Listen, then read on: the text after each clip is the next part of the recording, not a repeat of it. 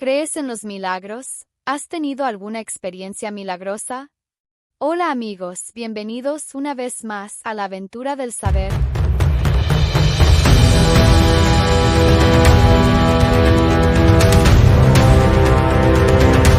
Hoy hablamos de las apariciones marianas, vistas desde el punto de vista de la Iglesia Católica. Nombramos a la Virgen de Guadalupe, Fátima, Lourdes y más. Si te gusta el contenido, dale like y suscríbete. Puedes ayudarnos desde el link de la descripción, nos ayudará a mejorar la calidad de los videos y los contenidos. Las apariciones marianas. Un misterio celestial en la tierra. Hola a todos, y bienvenidos a un viaje extraordinario, un recorrido por uno de los fenómenos más cautivadores de la fe. Las apariciones marianas. Imagina por un momento que el cielo se abre y la Madre de Dios, María, se manifiesta en la tierra para hablar directamente con algunos de nosotros. Es una idea que ha conmovido a millones a lo largo de los siglos, dejando una huella imborrable en la historia, la cultura y, sobre todo, en el corazón de la humanidad. Desde tiempos inmemoriales, la figura de María ha sido central en la devoción cristiana. Es la Madre de Jesús, la mujer que dijo sí al plan de Dios, la primera discípula. Pero ¿qué pasa cuando esta figura tan venerada decide aparecerse? ¿Cómo podemos entender estas visitas celestiales? Y, lo más importante, ¿qué nos quieren decir? En este video nos sumergiremos en este misterio. No solo exploraremos los encuentros más famosos, aquellos que la Iglesia ha reconocido oficialmente, sino que también entenderemos cómo la fe y la razón dialogan en este delicado tema. Prepárense para descubrir historias de asombro, fe, milagros y mensajes que resuenan con urgencia en nuestros días. ¿Cómo el cielo se encuentra con la tierra? La perspectiva de la Iglesia.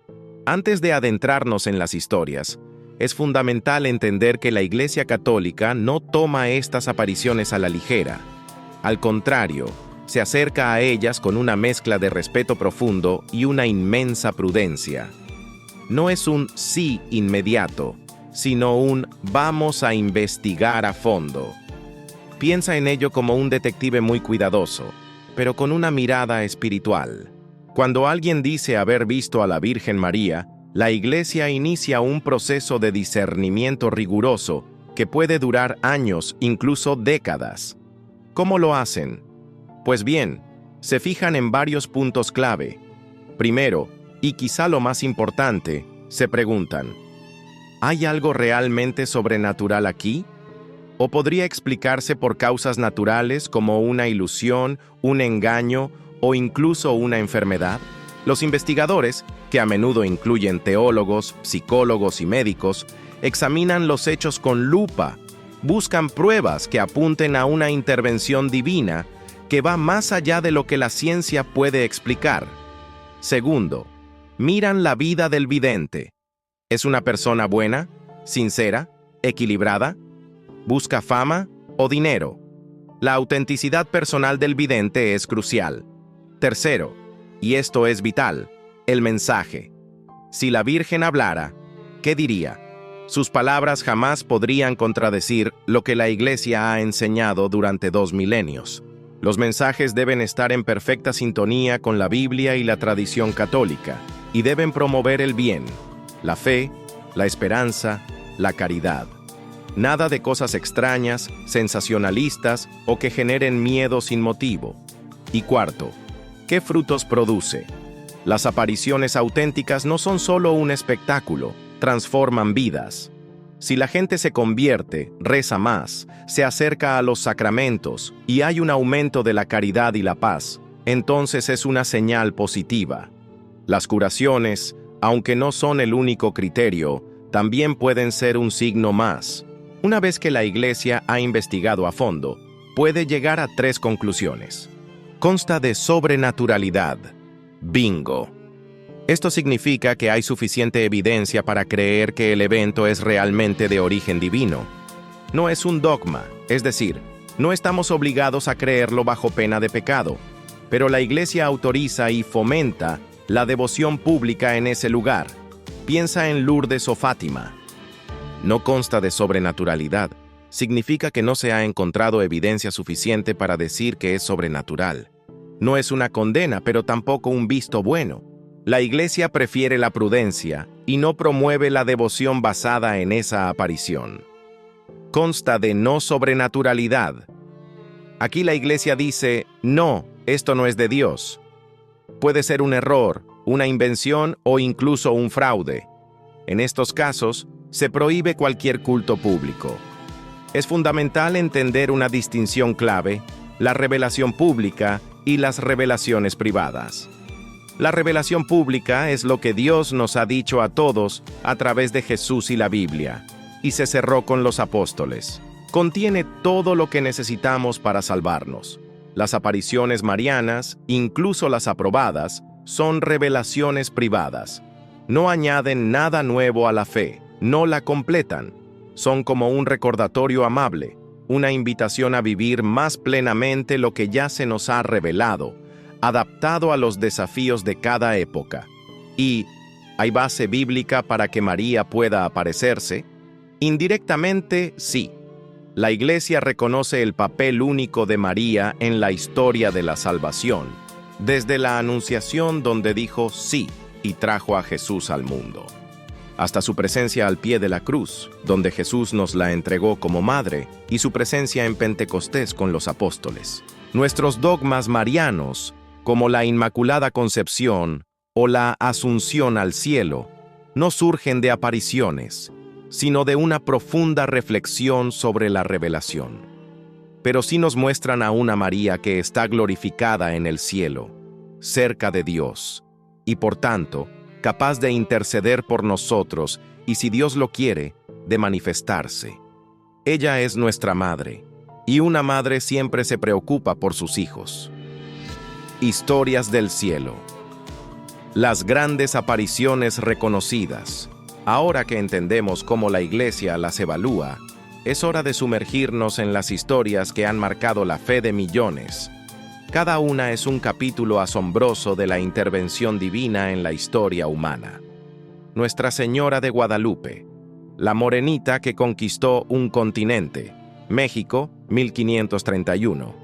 Imaginen el México del siglo XVI, recién conquistado. La evangelización era lenta, difícil. Los indígenas, traumatizados por la guerra, se aferraban a sus antiguas creencias. Y es en este escenario que la Virgen María elige a un humilde campesino indígena, recién convertido, llamado Juan Diego Cuauhtlatoatzin. Entre el 9 y el 12 de diciembre de 1531, en el Cerro del Tepeyac, cerca de la Ciudad de México, la Señora del Cielo se le aparece a Juan Diego. Se presenta como la madre del verdadero Dios por quien se vive, pidiendo un templo en ese lugar para mostrar mi amor, mi compasión, mi auxilio y mi defensa a todos los moradores de esta tierra. El obispo dudaba, claro. Pidió una prueba. Y la Virgen le dio la prueba más asombrosa. Le pidió a Juan Diego que recogiera rosas de Castilla de la cima árida del Tepeyac en pleno invierno. Juan Diego obedeció. Al extender su tilma, su manto de fibra de cactus, ante el obispo, las rosas cayeron, y ante sus ojos, la imagen de la Virgen quedó milagrosamente impresa en la tela. Esta tilma es el milagro más grande. Es un tejido de mala calidad que debería haberse desintegrado en décadas y lleva casi 500 años intacta. Científicos han estudiado la imagen y no pueden explicarla. Los pigmentos no corresponden a nada conocido. La aparición de Guadalupe fue un antes y un después. No solo puso fin a los sacrificios humanos, sino que catalizó una conversión masiva de millones de indígenas al cristianismo en solo unos pocos años. La imagen de la Virgen, con sus símbolos propios de la cosmovisión indígena, fue un puente entre dos mundos, una verdadera obra de inculturación divina. Hoy, la Virgen de Guadalupe es la patrona de México y de toda América, y su santuario es uno de los lugares de peregrinación más concurridos del planeta. La Iglesia la reconoció muy pronto, y San Juan Diego fue canonizado por Juan Pablo II, Nuestra Señora de la Medalla Milagrosa. Un regalo del cielo en París, Francia, 1830. saltamos a la Francia del siglo XIX, una época de resurgimiento de la fe tras la Revolución. En París, en la capilla de la Rue du Bac, una joven novicia de las Hijas de la Caridad, Catalina Labouré, de 24 años, tuvo dos apariciones clave en 1830. La más importante ocurrió el 27 de noviembre. La Virgen se le apareció de pie sobre un globo terrestre, con rayos de luz saliendo de sus manos, representando las gracias que derrama sobre el mundo. Alrededor aparecieron las palabras: «Oh María, sin pecado concebida, ruega por nosotros que recurrimos a ti». En la parte trasera de la visión se mostraba una M entrelazada con una cruz, y debajo, los corazones de Jesús y María. La Virgen pidió a Catalina que se acuñara una medalla con esta imagen, prometiendo grandes gracias para las personas que la lleven con confianza. Y así fue. El principal milagro de esta aparición fue la asombrosa y rápida difusión de la medalla milagrosa por todo el mundo, y los innumerables testimonios de conversiones, curaciones y protecciones recibidas por quienes la llevaban con fe. La medalla se convirtió en un instrumento de evangelización y piedad popular tan poderoso que la gente la llamó milagrosa por sí misma. Esta difusión preparó el terreno para la proclamación del dogma de la Inmaculada Concepción 24 años después. La Iglesia aprobó la devoción a la medalla, reconociendo los frutos, y Santa Catalina Labouré fue canonizada. Si te gusta, dale like y suscríbete. Nuestra Señora de Lourdes, la Inmaculada que brota de la roca, Francia, 1858. En un pequeño pueblo de los Pirineos franceses, Lourdes, en 1858, una niña de 14 años, pobre, enferma y analfabeta, llamada Bernadette Soubirous, tuvo una serie de 18 apariciones en la gruta de Massabielle. La señora se le apareció en un nicho de la roca. Los mensajes eran sencillos pero profundos. La Virgen pidió a Bernadette que bebiera y se lavara en una fuente. La niña excavó en el suelo, y de allí brotó un manantial que se ha convertido en el centro de las curaciones de Lourdes. El 25 de marzo, la señora reveló su identidad. Yo soy la Inmaculada Concepción. Esto fue solo 4 años después de que el Papa Pío IX proclamara este dogma, confirmando esa verdad de fe de una manera muy popular. La Virgen también pidió que se construyera una capilla en el lugar y constantemente un llamado a la oración y la penitencia por los pecadores. Lourdes se ha transformado en uno de los santuarios marianos más importantes y visitados del mundo. Millones de peregrinos, muchos de ellos enfermos, acuden buscando curación y consuelo. Las curaciones médicamente inexplicables son una característica distintiva de Lourdes, investigadas rigurosamente por una oficina médica propia de la Iglesia. Hasta hoy, se han reconocido oficialmente 70 como milagrosas. Lourdes es un lugar de esperanza, de caridad y de encuentro con el sufrimiento humano, siempre bajo la mirada de la fe. La Iglesia reconoció oficialmente las apariciones en 1862 y Santa Bernadette Soubirous fue canonizada en 1933. Nuestra Señora de Fátima. Mensajes para un mundo en guerra. Portugal, 1917. Llegamos a 1917, en plena Primera Guerra Mundial, con la Revolución Rusa en marcha y un fuerte anticlericalismo en Portugal.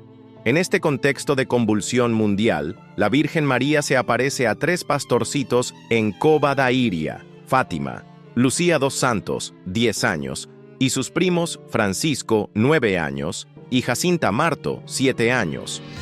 Fueron 6 apariciones, del 13 de mayo al 13 de octubre. La señora más brillante que el sol les transmitió mensajes de una urgencia profética. El principal era un llamado a la oración, especialmente el rosario, y a la penitencia por la paz y la conversión de los pecadores. Pero también les reveló los famosos secretos de Fátima. La primera parte fue la visión del infierno, para mostrar a los niños la terrible realidad de los que no se arrepienten. La segunda parte Hablaba de la necesidad de la devoción al Inmaculado Corazón de María para la salvación de las almas, el fin de la guerra y, crucialmente, la consagración de Rusia a su corazón inmaculado para evitar la propagación de sus errores, el comunismo ateo. La tercera parte, revelada por Lucía en 1944 y publicada por el Vaticano en el año 2000, se refería a la persecución de la Iglesia y el sufrimiento de un obispo vestido de blanco, interpretado como el Papa Juan Pablo II en el atentado de 1981. Este secreto no es una profecía fatal, sino una advertencia y una invitación a la conversión para evitar males mayores. El 13 de octubre de 1917, en la última aparición ante una multitud de entre 70.000 y 100.000 personas, ocurrió el célebre milagro del sol. El sol pareció bailar en el cielo, girar sobre sí mismo, proyectar colores y descender hacia la tierra antes de volver a su posición. Un evento presenciado y documentado incluso por no creyentes.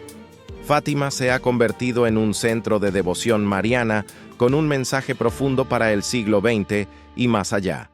Su influencia fue clave en el contexto de la Guerra Fría. La Iglesia reconoció oficialmente las apariciones en 1930 y Francisco y Jacinta fueron canonizados por el Papa Francisco en 2017. La voz de la Madre. Mensajes que resuenan siempre. Aunque cada aparición tiene su toque único, si escuchamos con atención, la voz de María repite verdades esenciales.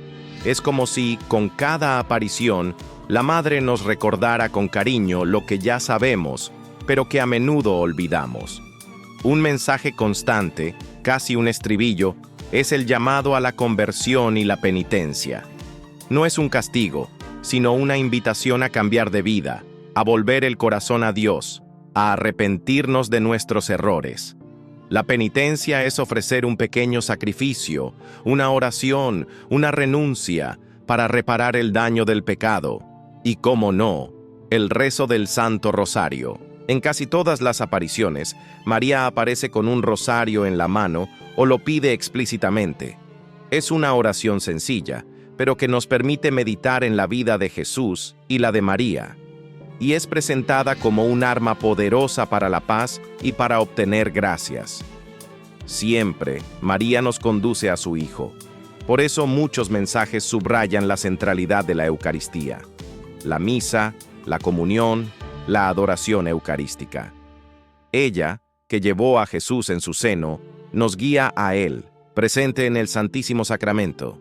La devoción a su Inmaculado Corazón es otro tema recurrente, especialmente en Fátima. María nos ofrece su corazón puro como refugio, como camino para unirnos más a Dios, y como modelo de amor y entrega.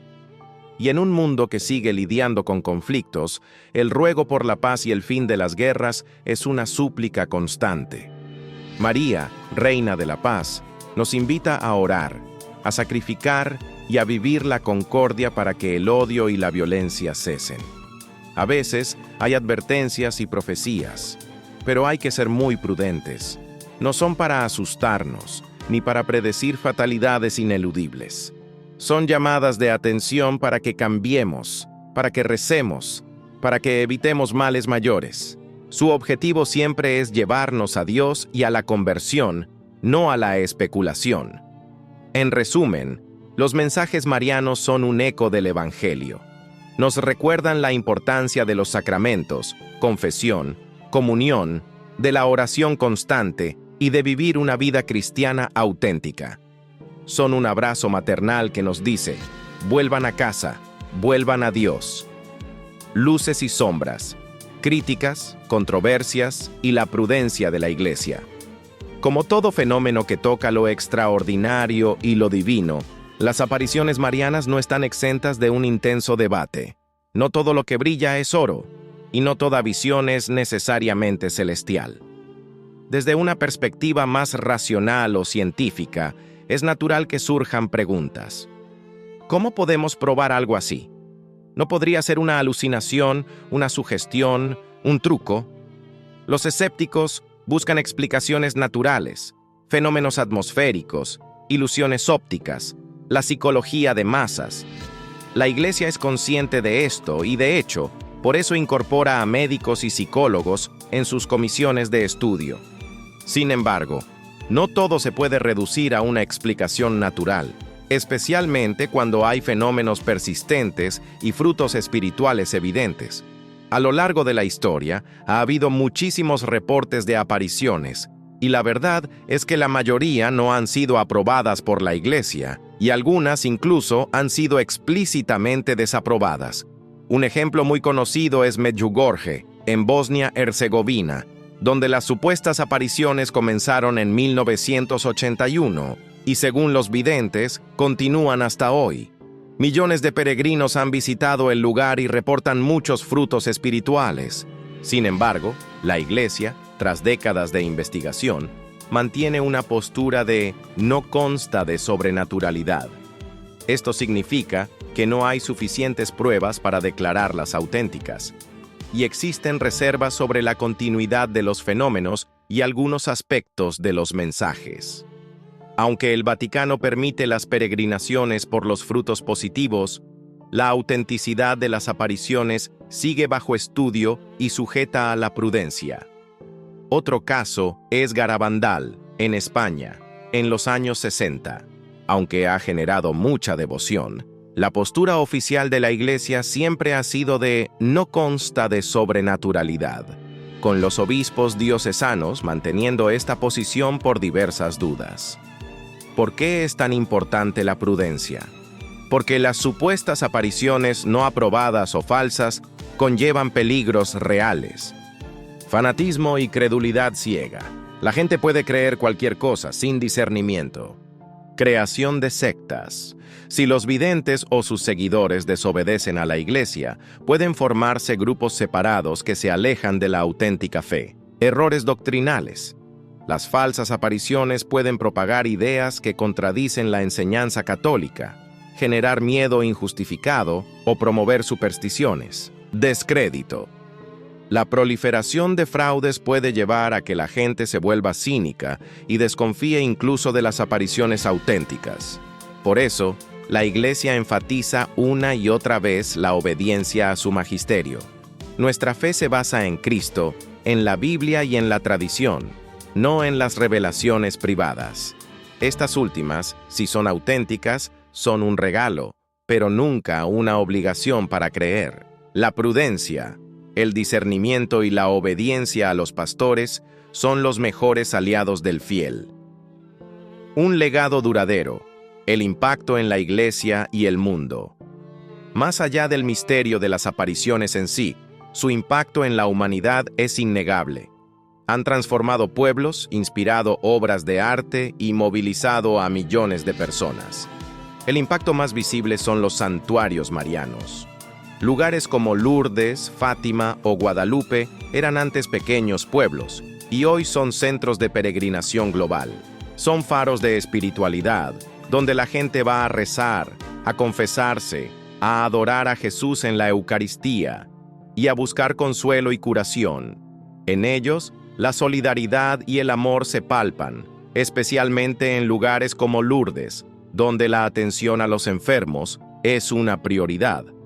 Las apariciones también han sido la chispa para el nacimiento y crecimiento de muchísimos movimientos y asociaciones marianas. Piensen en la Legión de María, una de las mayores asociaciones laicales del mundo, o el Apostolado Mundial de Fátima, dedicados a difundir el mensaje de María y a llevar el Evangelio a cada rincón del mundo. Estos grupos demuestran que la devoción mariana no es pasiva, sino que impulsa a la acción apostólica y al servicio.